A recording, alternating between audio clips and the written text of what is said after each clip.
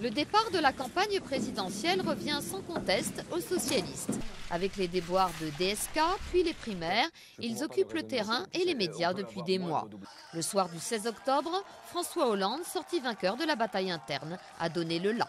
Je voulais dire à tous les militants que nous aurons aussi besoin de vous dans cette belle campagne présidentielle, parce que nous sommes maintenant parti en campagne présidentielle.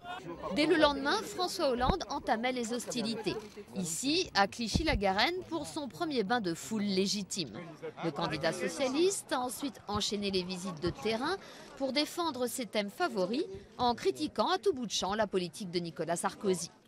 Le tournant s'est produit le 1er décembre avec le discours de Toulon où le président, toujours pas officiellement dans la course, a clairement endossé les habits de candidat pour un meeting qui ressemblait fort à un début de campagne.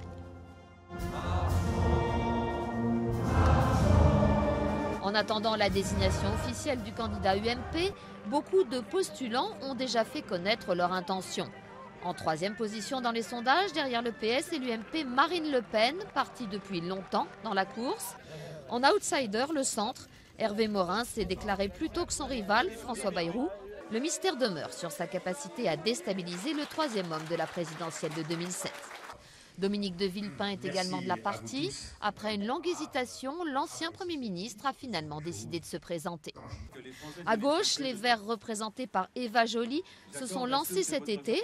L'accord avec les socialistes fonctionne avec peine et pourrait gêner François Hollande.